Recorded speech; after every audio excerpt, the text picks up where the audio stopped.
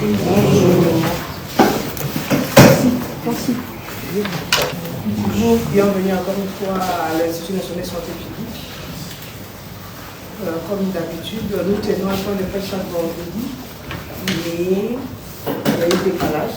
Nous le tenons aujourd'hui parce qu'il y a une conflit d'agenda. Vous avez devant vous le directeur général de l'Institut national de santé publique, le docteur Bienvenu Mamba. Et celui qui va animer le point de presse en question. Et ça sera axé sur la situation épidémiologique en rapport avec la MVE. Nous allons parler aussi de l'évolution de la MVE toujours, et puis de la récente visite au niveau de l'ULAP.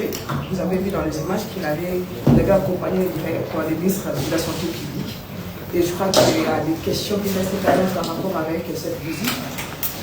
Et je crois qu'aujourd'hui, vous aurez des réponses.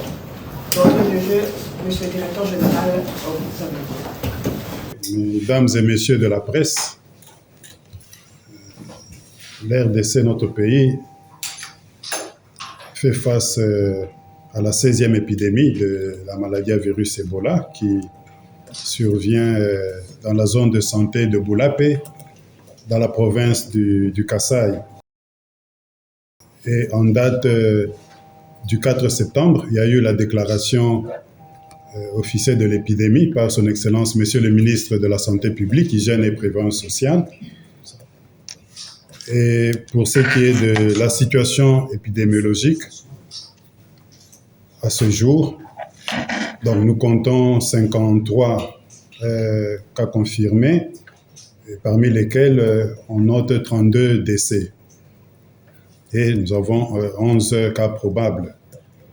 Et la létalité tourne autour de 60% parmi les cas confirmés.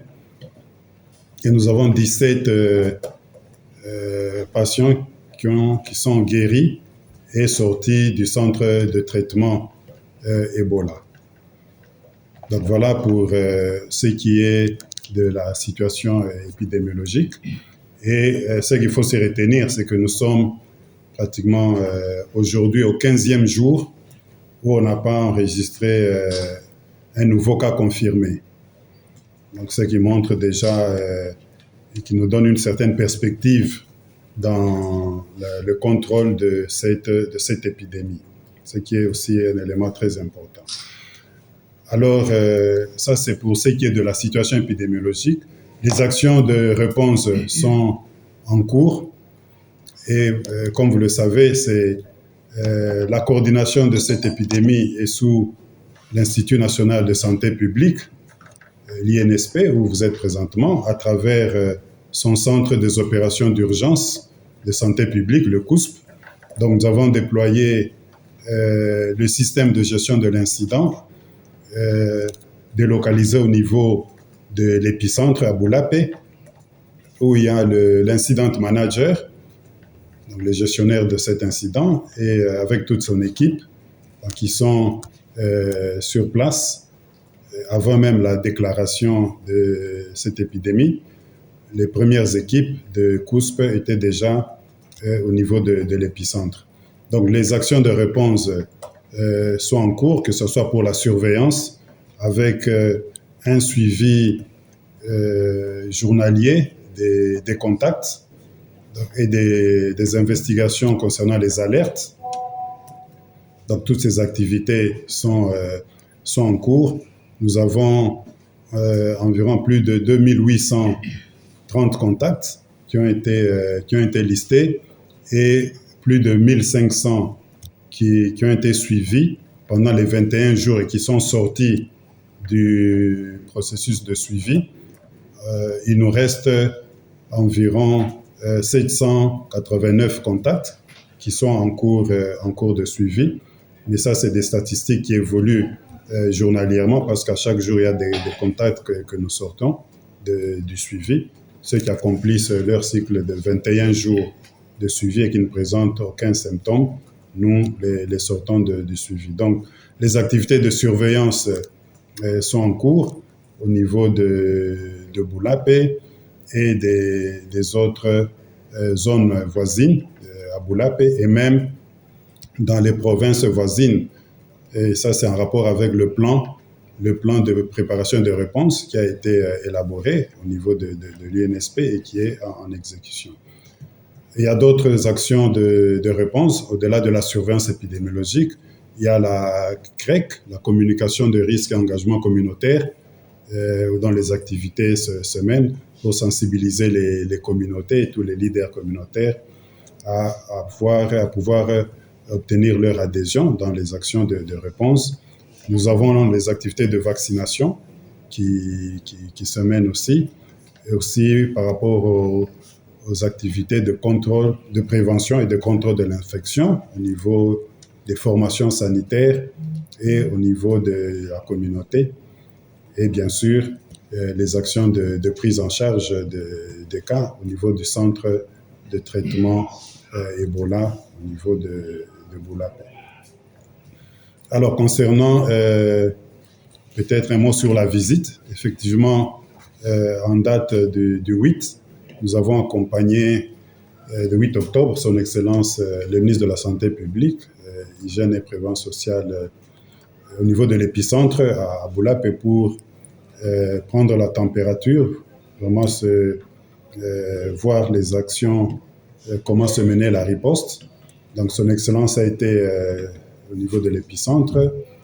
Il a encouragé les équipes pour tout le travail qui a battu jusqu'à ce jour. Nous avons visité ensemble le nouveau centre de traitement Ebola qu'il a inauguré d'ailleurs à cette circonstance, parce que il faut noter que les cas d'Ebola étaient pris en charge au niveau de l'hôpital général de référence de Boulapé, ce qui avait entraîné une perturbation de la prise en charge, l'organisation de services au fait au niveau de l'hôpital. Et là, avec le centre de traitement qui est construit en dehors de l'hôpital, les malades d'Ebola pourront désormais être pris en charge au niveau de ce centre de traitement. Ainsi, l'hôpital général pourra être dégagé pour que les services traditionnels puissent reprendre leur cours normal. On a eu aussi, avec le ministre, à visiter notamment l'hôpital, effectivement, voir un peu. On a vu même là où était le premier cas qui était arrivé suspect, mais qui avait été confirmé. Donc, la patiente cas index. Il y a eu l'entretien avec les équipes, par son Excellence, Monsieur le Ministre, et aussi a rencontré aussi les autorités, la ministre provinciale, les chefs coutumiers, qui ont rassuré de leur implication dans cette riposte. Et il y a eu aussi la remise des dotations. Donc, son Excellence, Monsieur le Ministre, a remis officiellement les motos, parce qu'il y a les moyens de locomotion pour faire le suivi des contacts, la recherche active des cas. Donc, il y a eu des motos qui ont été remises. Aussi, tous les intrants de PCI, du matériel et équipement de protection individuelle. L'autorité a fait cette remise aux équipes, à l'IM, au coordonnateur du COUSP, qui est aussi sur le terrain, et qui les a remis à l'incident manager.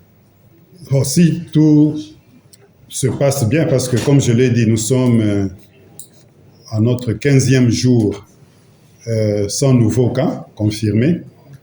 Donc, selon le protocole établi pour la maladie à virus Ebola, après 21 jours sans nouveaux cas, on peut déjà commencer à espérer, à projeter déjà la fin de l'épidémie.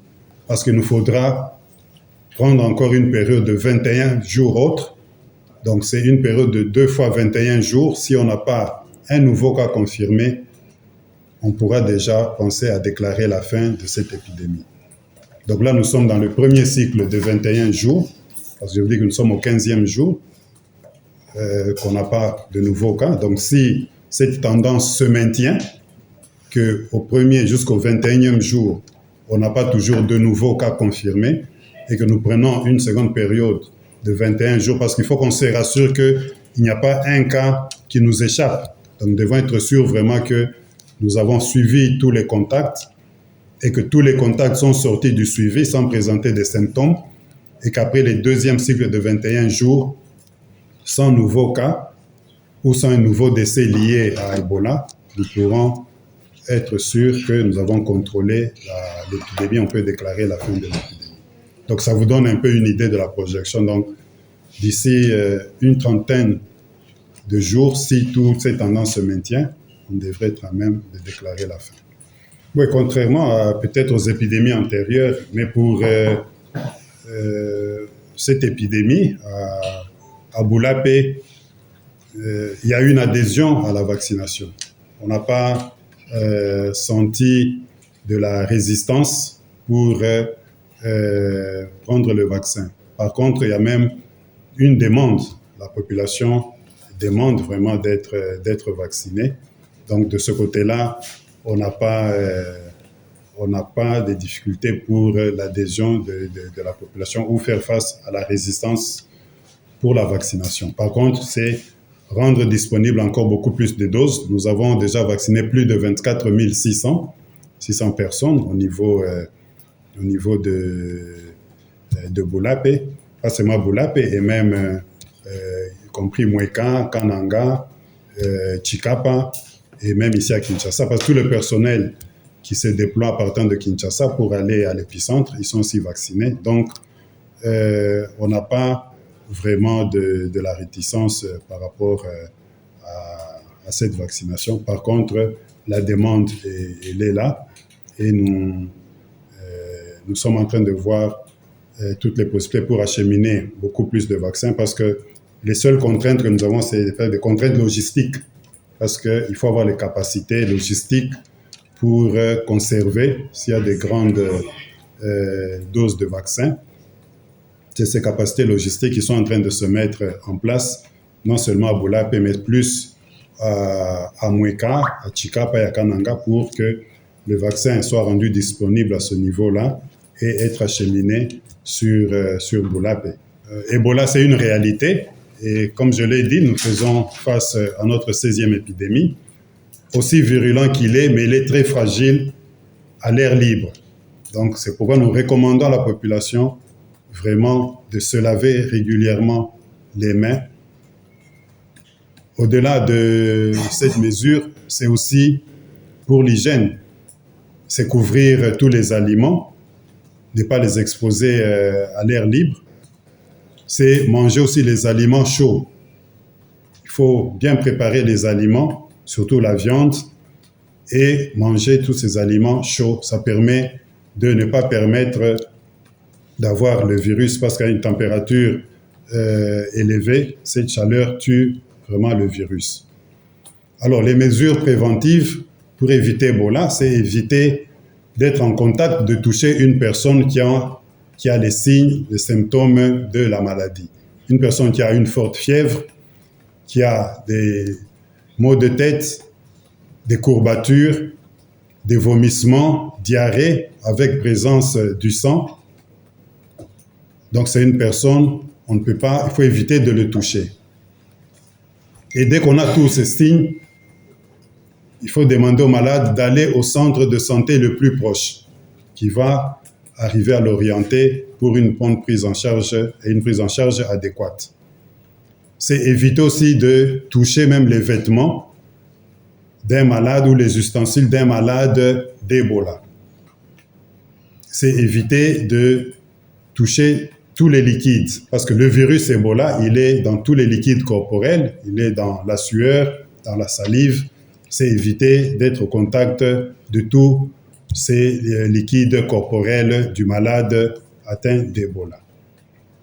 Et c'est aussi pour éviter d'attraper Ebola, de toucher un animal trouvé mort ou un animal malade qu'on trouve dans la forêt. Il faut éviter de le toucher.